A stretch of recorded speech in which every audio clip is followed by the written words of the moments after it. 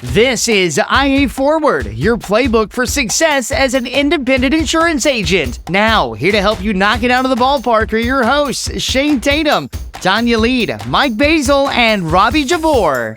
Welcome to IA Forward. And just to let all of our listeners and viewers know, Shane has said that he is not going to talk on today's podcast. So I figure we'll be on here for about 10 minutes. Or he's going to change his mind. So hang around and find out with us. Anyway, so our topic today, we want to talk about making your agency more efficient as an agency owner. What can you do to make more time for yourself to either be the rainmaker within your agency or be able to do all of the lifestyle things that you really want to do, which is why you started your agency to begin with. So I'm going to let Robbie kick us off on this. Well, no, wait, hold on. Before Robbie goes, I'd like everyone to know I'm back today. Yeah. Were you gone? And here's the thing. Please allow me to reference my notes. The last episode was 52 minutes and 2 seconds long.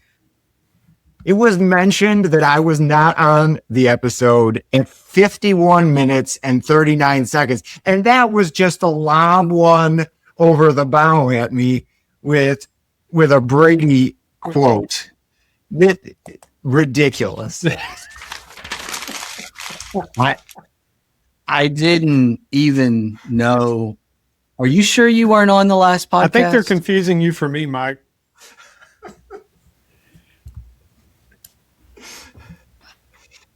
I missed you, though. I did miss you.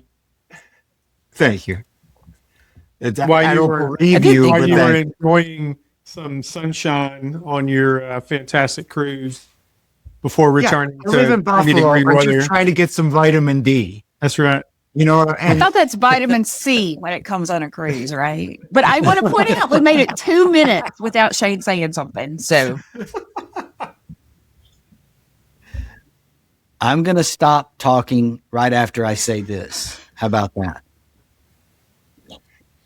I actually felt bad about this. Like I actually remember ending the podcast and going, we didn't even recognize that Mike was gone until like right at the end. Like, he's probably not going to feel good about that. And then I was like, oh, he's not going to listen. He doesn't listen to the podcast anyway, so it doesn't matter. That was exactly what I told Shane. I'm like, he'll never even notice. Like, he's not going to listen to this.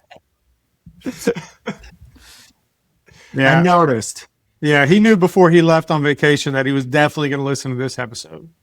That's right. I wanted to know. Yeah, that's right. You got to know what's happening when you're not around. Well, just where do you stand? It doesn't look very good for you, obviously, right? That's awesome. Fine. Robbie, now you can say what you want. What are we talking about again? That completely distracted me. What was the question? Oh, my goodness. Today's question is how to make yourself irrelevant in your agency. Oh, man. In my opinion, the first thing would be automation. I guess irrelevant in terms of you gaining more time back. Yes. Maybe not so much irrelevant in your brand, your name, whatever you use. Yeah. Because in automation, I think you could talk about it both ways. I think in your time, obviously, when you're automated, you can free yourself up quite a bit. But at the same time, your brand, your name, you're still touching your clients, right? So you have the opportunity. I think that's kind of like having your cake and eating it too, right? I mean, you're kind of killing two birds with one stone.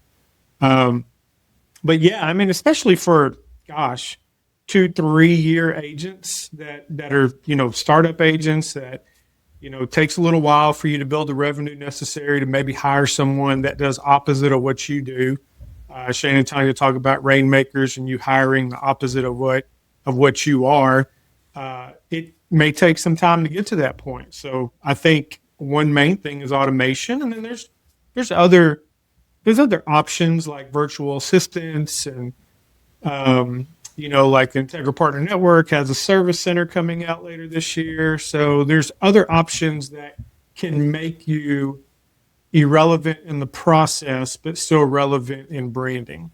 Love the shameless plug there for the service center. Very That's nice. awesome. Right? Isn't that what Robbie was hired to do like 8 years ago and never accomplished it? Yeah. He was hired in 2018. It's been 7 years ago. Hey, almost it's like 8 years fine ago wine, now. dude. I mean, it takes a while to age, and it's going to be good when it's ready. Of course, it took a woman to get it ready. It So, did. At least Oh wow, Hey, there it is. There it is. 100%. Oh, You wow. had two guys Yeah. trying to create and start the service center, and I'm not going to say Shane failed. I guess I did, but we just No, you weren't give ready. it to the fabulous Tara Graham, That's right. and it happens, right? She, That's right. she is the E.F. Hutton of Integra to me. Mm. Yeah, that's good. That's good. Talk about shot across the bow, Mike. I mean, that's like a cannon across the bow, right? Well, it's pretty good. It was good. Oh my goodness! So part of this topic to me is about process, and if the process is only in your head, it is not a process. And this is one of those things that if you can create how-to manuals and all of the things, and we love a checklist at Integra, but that takes time, right? And I believe that is one of the places that AI can really help you. We are, the world is constantly talking about AI and the good things and the bad things, and we are so hesitant in our agencies, I think, to use it, especially if you are a certain age, of a certain generation. But if you sit down with your favorite AI tool, whether it is ChatGPT, I am starting to really like Gemini more, especially if it's something that doesn't need to be emotional. I'm finding that Gemini is better at creating process. But if you just sit down with whatever AI tool of choice that you have and say, I need the process for this. This is what I do. Is this the most efficient way to do it? It will actually create that process for you and start storing those checklist processes there for your team members to use. And I think that's a really great way to do it. This topic is super interesting to me, and you guys have started down a little bit different paths than originally popped into my head.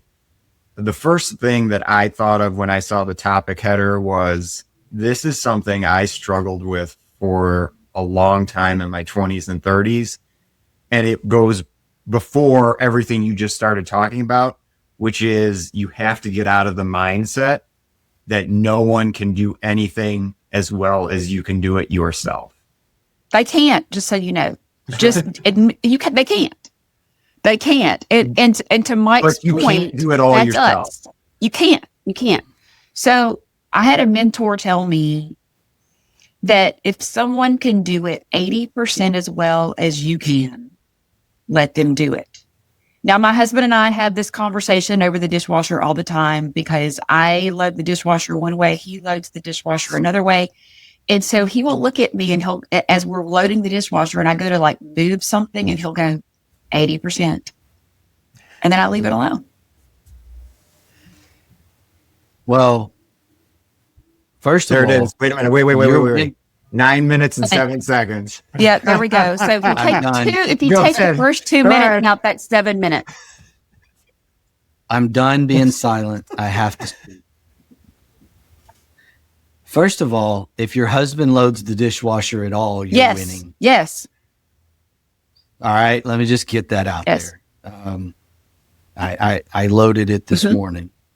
He usually loads it at 11 o'clock when we're recording the podcast. And so that's for some reason the null. Okay. There you go. Well, I just don't understand why the plates don't fit on top.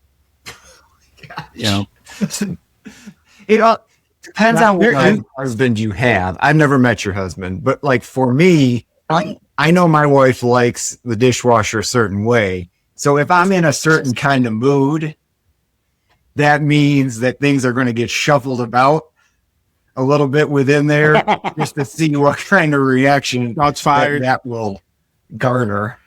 Hey, You know, there's scripture about don't provoke your children, Mike. There's scripture about that. I think it's well intended to not provoke your wife either. Just saying, right? I provoke all of you both. Hey, just for the record, there is only one right way to load a dishwasher. I know we're having a debate, and I know people have preferences, but there is a right and wrong way to do it. What, And you know this because of your. What are you talking about? No, Robbie's experience comes from the restaurant industry. So, Robbie, please share with us. Thank you. What frustrates me the most is whenever you have a bowl or something and it's not face down on the rack, it's sideways or maybe even tilted up a little bit. It's not going to get clean. And it's going to have water. It's going to have water in it. Yeah. And the other thing that bothers me about washing dishes, and if my wife listens to this podcast, she is so going to punch me in the face because she's going to say I never looked the dishwasher. That's exactly what I'm thinking. So not using liquid, what is it? The liquid dry? The jet dry. Jet dry, thank you. Not filling that little container, that drives me absolutely insane. Okay. The next time I'm at your house and you leave the room for a reason, I'm scurrying over to that dishwasher. I'm going to reorganize that sucker. Yeah. Yeah, you set yourself up. First of all, y'all are way over my pay grade with this discussion. I am way out of my element here with the dishwasher. This is going to be like the blinds in the room, in the meeting room 2.0. Yes. Yes. Yeah. So just for our Absolutely. listeners that aren't familiar with the blinds rule at Integra, your blinds are supposed to stay open in your office and in your meeting room. And I'm not saying that it happens, but it could be that when certain people visit Huntington, they may or may not close Shut the the blinds very specifically as they walk by every single time. Yeah. It could happen. So let's go with this. Let's go with this idea of the dishwasher. This is a delightful metaphor for running your agency, right? And so the number one question I would ask about a task, whether it is doing something in your agency or running the dishwasher, do I absolutely have to do this myself? Yeah, I think it's a great analogy, and I think that it should always be asked. But I also think let's go back a couple of steps. Like, I just want to make it clear to agents that are listening that are at a spot where, well, it's just me. Like, there's no one else. Like, still to this day, I'm still working on this. You actually need to know everything and how everything works before you can make it to this stage. Like, it's okay if you're not there yet. But I want to throw back in the AI comment that Tanya was talking about earlier. You know, those things have listening modes, right? They're listening anyway. So you might as well just go ahead and hit the microphone. Like, when you're doing stuff, like just tell it what you're doing. Just feed it information, let it get to know you, and it will build your process. And I think that's a brilliant thought that I really haven't thought a whole lot about. I think about it in terms of like, how do I do some things that I want to do? How do I use AI better? How do I, whatever.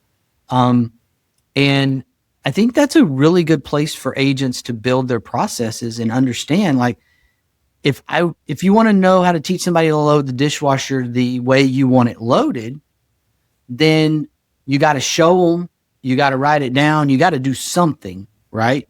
And it's okay if they, don't get it perfect.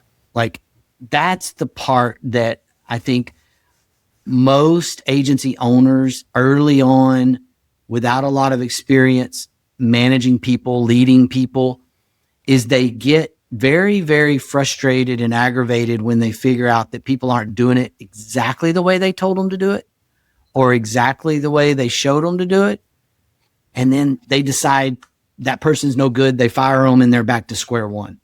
You know, I see that more than I see agents not trying, right? I see agents trying, but I see agents exploding more often than not because someone didn't do it exactly the way they wanted it done. Well, the other thing about processes is it also helps you yourself, because not every task that you do is a repetitive task that you will do again soon enough, right? So if it's something you don't have to do again for 6 months, you may not yourself do it the same way a second time. So it's just a really good practice to get into, to start putting those things together. It'll help you later. It'll help someone else later. It's just a really good way of going about it. The dishes in the dishwasher should face the inside, down the middle. They should not all face one direction. Wait, what? So I just want to put that out there. We don't do it that way. And that's one of those things that, you know, if I could train the people in my life to do that, I think life would be better. But I'm just saying. I can't believe how many people on this call worked at GE. I didn't know any of this. Like, what? Everything faces the middle. There's no way that Julie Tatum is going to have dishes going the opposite of each other. There's no way that's happening. I'm just warning you. Like that's going to have to fit into the agree to disagree. We do it this way, you do it that way. Because if I put those plates in different facing order, like half this way, half that way, oh my gosh, I can just, the wrath is coming. Like there's no way that's happening in my house. Just say it. Okay, next one. Next question to ask, can I delegate it or outsource it? Now, if you are a solopreneur, figuring out things that can be outsourced is really a great step. We have a phenomenal agent in our group, Josh Baru. And when he was a solopreneur, when he figured out the things that frustrated him were able to be delegated and where to delegate that, originally outside the org and now, of course, internally, but there were just things that he didn't like to do, right? And Shane, I know you talked him down a few times. I know I talked him down a few times, but for him figuring out how to delegate the tasks that frustrated him made a huge difference in his agency, in his lifestyle, in the things that he really wanted to be able to do. So it could be that you don't have someone in your agency that's an expert at doing that, but figure out if it frustrates you. I bet there's somebody out there that's an expert and you can delegate that task. You can outsource it. And if you're saying, well, I can't afford to do that. Well, figure out how much time it takes you to do it. Because if you don't like doing it, it probably takes you 3, 4, 5, 10 times the amount of time that it should, because you don't want to do it. You don't like to do it. And then figure out how much business that you can sell. If you have that time back, you can afford exactly it. Right. That's what I was going to say. It's the opportunity cost is what you really have to take into consideration.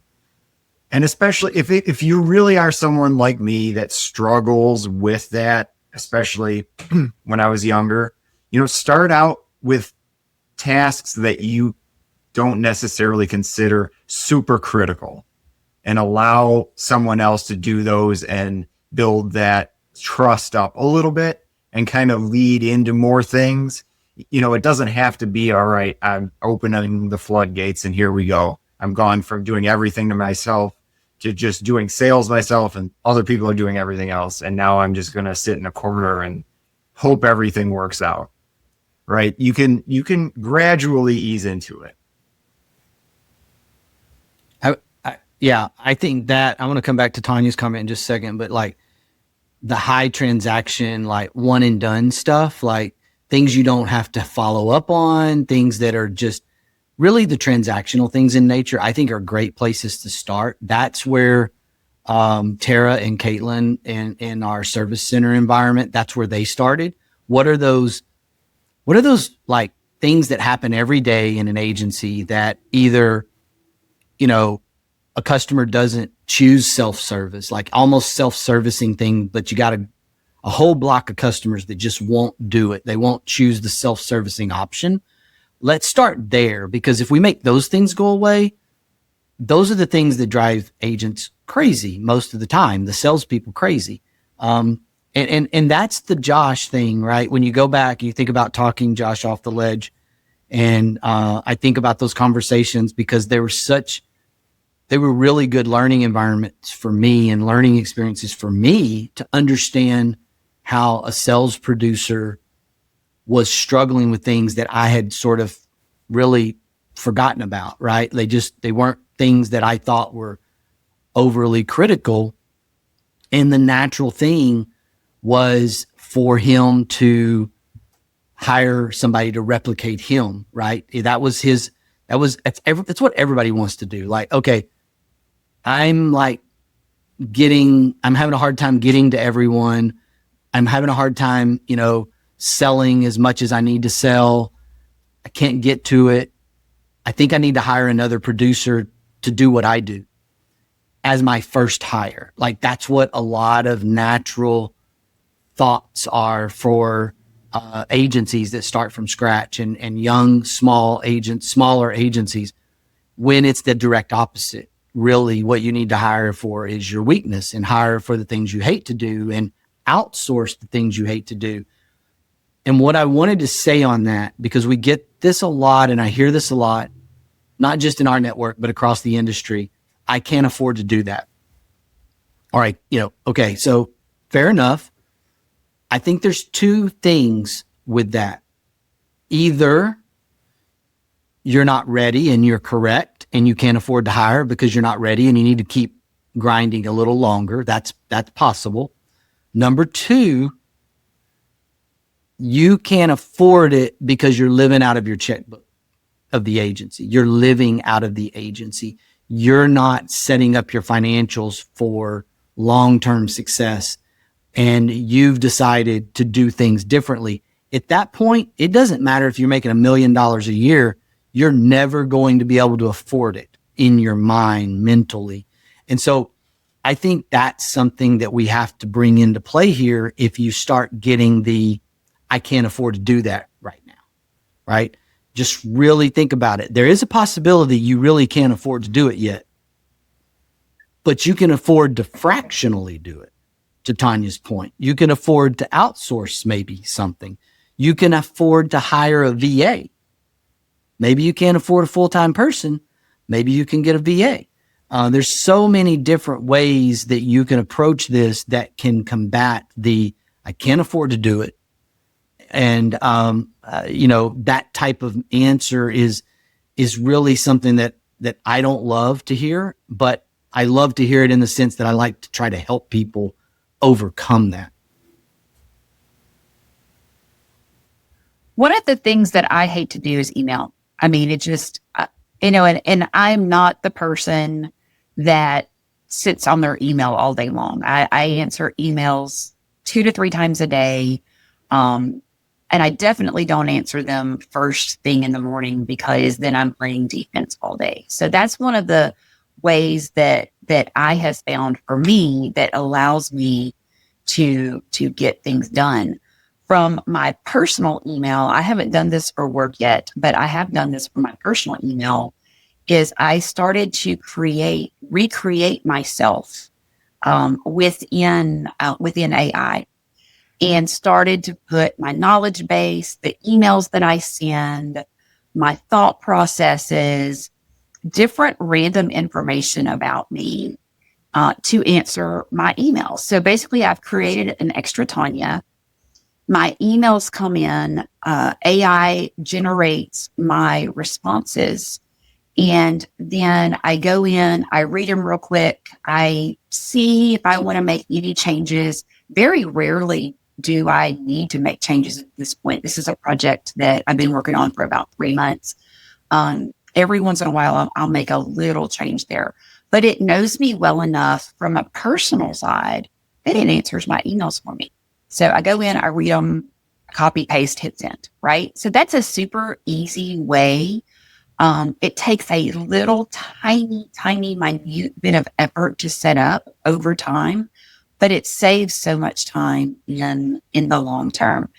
I know that sounds scary, but try it. See what happens. I only get ads in my personal email. I must not be Set up rules for that. Like, that's so easy. If something comes in, set up a rule for it. Send it, delete it automatically. Send it to a different place. Right now, at this moment, how many emails are in your inbox in your personal email? I know the answer for mine. Well, are you talking about that I've unread read or not read? Right. Total. Well, I've had the same email address for like 20 years. So Same. there's a lot of things in there that are stored. But So she Just doesn't the delete inbox. Just the email. inbox. yeah, that's what I'm saying. Probably not read, probably 150, 160. Shane? Yeah. Personal? I just got 2 came in. So you're at 2? I'm at 2, but I'm deleting right now.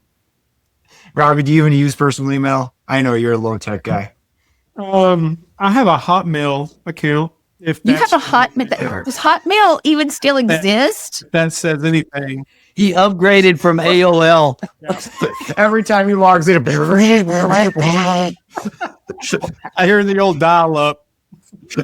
I didn't even know Hotmail was still around. Oh I my love gosh, it. I've had that email That's since. fantastic. Oh, I was like, gosh, I mean, it was my first email. So I've had it since I was a teenager. I'm 47 now, so that tells you how long I've had it. I mean, did. I'm assuming I still have a Hotmail. Yeah. Well, I mean, I still use my Hotmail.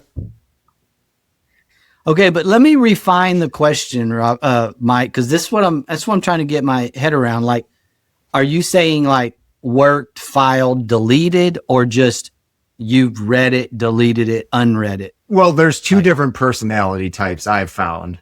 It's the person who keeps everything, even after they've read and replied. Yeah. That'd be And Tom. then there's the other side, which is the side I'm on, that as soon as it's accomplished or read, phew, It's gone. Yeah. he gone. I like it. Do you file it or keep it? Filed. Okay, I have to defend myself on this. So in the marketing world, there's just a lot of things that you have to keep because, you know, somebody will say, well, I that's not what I wanted, or it is what I wanted, or whatever, and all of the things. And if you have to go back to conversations on design from 2 years ago. So I got in the habit of keeping things for clients because it could be, hey, you know that idea that we had 6 years ago? Let's go back and revisit that. Well, if I don't have that idea, the clients aren't happy. So I've been in the habit of storing for forever. And I know that drives Mike crazy to have files of emails, but I'm going to defend that. That's God's humor, because those people, that the Tanyas of the world, you know, the Shanes of the world, Mary, the Julie and Daniels of the world. And then you get because Julie would be of the Mike mindset where it gets deleted. Like you can pull up her phone, Gmail, or her work email, unless she's been away from it for a couple of hours, and there's nothing in either one. Like I'm not talking about they're just red. I mean, they're empty. Like they're gone from the deleted too. They're not even in the art. They're just gone. Wow. Like, That is how I work. and now she may have filed at work. gets filed, or if it's something she wants to save, it gets folder filed, right? Like it gets organized into, and she can find the things that she needs. But I've admired this for years without ever truly being able to replicate it. I'm better than I used to be, but I'm not there, Mike. Wait, I'm not at that stage. Because this used to drive me crazy when I was on the IT side, and I'd get a call from someone, "Hey, I'm out of space in Microsoft Outlook." I was like, "What? What are you talking about? You're out of space?" But I didn't know you could be out of space. you can. You can. Archive folder. But yeah, to kind of bring this around here, when you talk about efficiency, you have to know what is efficient for you. For me, I know that that's going into our CRM. Anything I send out or receive is going into the CRM. So if it's in my Outlook, when I already know it's over there, my brain is going to start spinning. And now I'm not going to be productive because there's too much clutter and I'm going to shut down. So, Mike, I never got to answer your question. I have 0 unread emails in my Hotmail account, and I've got 0 unread emails in my Gmail account. So y'all didn't let me get around to that. I graduated from Hotmail to Gmail about 10 years ago. So you just texted your wife and asked, "Do I have a newer email than with Gmail and this other thing here, this Hotmail?" Okay, look, yes, just you have because I Gmail. share. Okay, here, Mike, look, because I know you're referencing the fact that we share a Facebook account. That has nothing to do. That has nothing to do with my ability to create my own email and do some low tech stuff. Okay, it's a social media thing for me, not a tech. Well, I just want to point out Robbie's social media at least gets logged into, even if it is by his beautiful, amazing bride. Thank you. Mike, when was the last time you logged into your Facebook? 2023. That's a ballpark.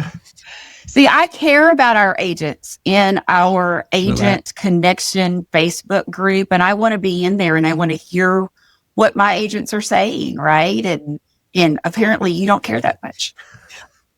Well, the last time Mike logged into his Facebook was when somebody sent him a video of something and he couldn't get in, so he had to go log in. Or you had to send it to his wife's phone so she could play it on her phone.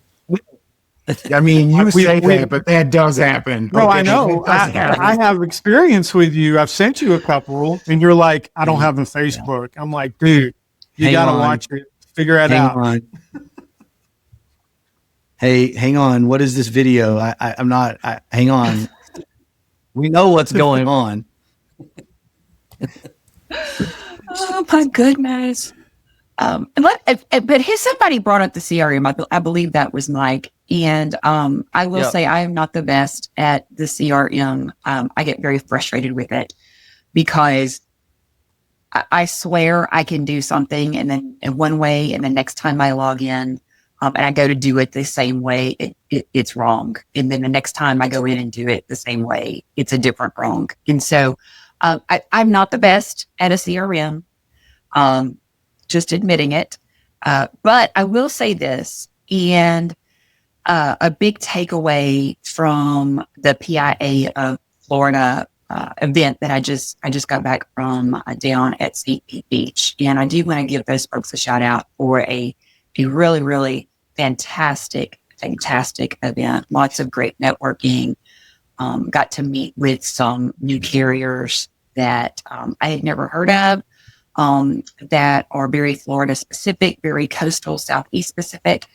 And so excited about that. But one of the things they talked about was this, and you'll hear Shane talk about truth is truth, right? And if you've listened to our podcast, you've heard him say this.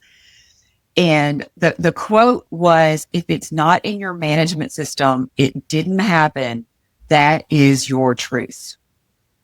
And I thought this was a great quote for this topic. Preach. Because how many things are in your brain. And, I used to be able to tell you who used the fax machine last Tuesday at 1 p.m.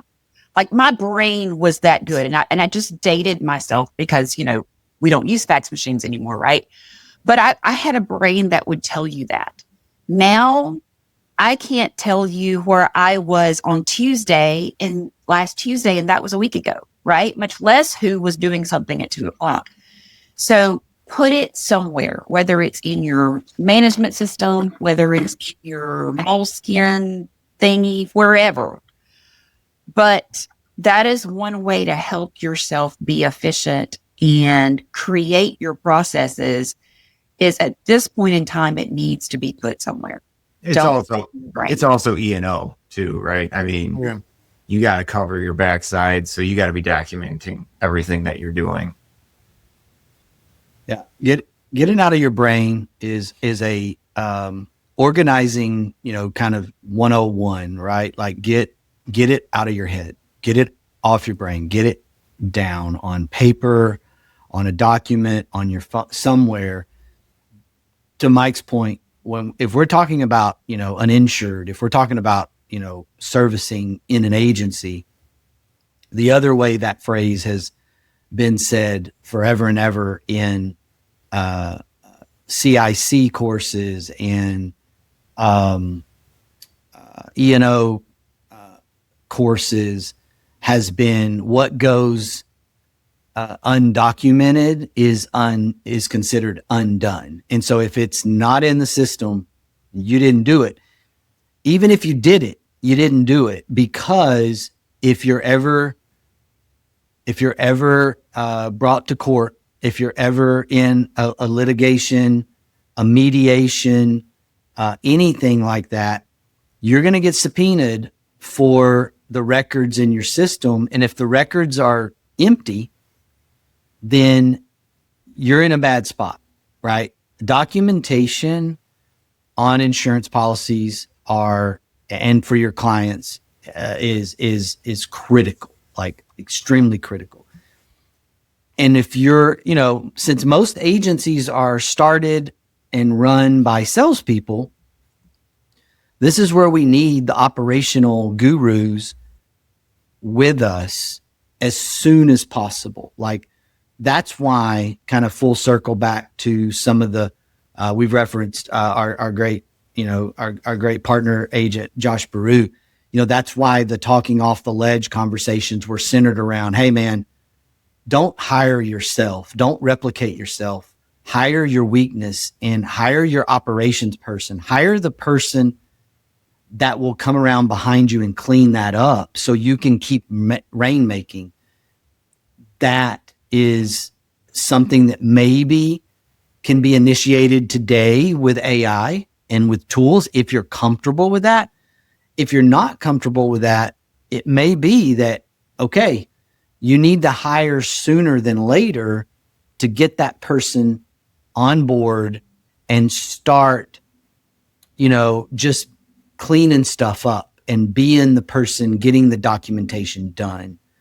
Hey, VAs are great. Virtual assistants are great at this, following up, getting the paperwork filed, but there's an element of trust that you have to extend here, right? There's an element that you got to get comfortable with somebody working in your stuff. And that's hard. It's hard for a lot of people. You stole mine. I loved my VA and you stole her. Well, your job changed. You didn't need that VA anymore. What are you talking about? I'm just saying, you stole mine. Yeah, I did because, your job changed. You don't need a marketing VA when you're in sales. Sorry. Oh my goodness. Well, you guys, it has been a great topic today. I hope for all of our listeners, all of our viewers, that this has helped you start to think about whether or not you have loaded the dishwasher correctly, and also how you can best free up your time to do the things that you most want to do or need to really be doing in your agency. I'm going to leave us today with this quote from Saint Nick. Okay. All right. Saint Nick, the fabulous coach Nick Saban. Don't focus on the scoreboard. Focus on the process. Wait, can I do one? Sure. Okay. Since I had to listen to that nonsense from last week, I have one from the great Josh Allen. Who's that? Be good, do good, God bless, go Bills. Oh, good grief. Attitude's a choice. Make a great Bye, one. y'all. At the Integra Partner Network, we understand that carrier access is the key to your agency's success. That's why Integra offers direct access to top-rated personal and commercial carriers, ensuring your agency thrives in today's challenging market. And with our comprehensive resources, profit sharing and bonus opportunities, technology and peer support, all while you retain 100% of your book with no penalties to exit. Integra is ready to empower you and your agency to find sustained growth. Find your way to Integra. Visit IntegraPartnerNetwork.com today. That's IntegraPartnerNetwork.com.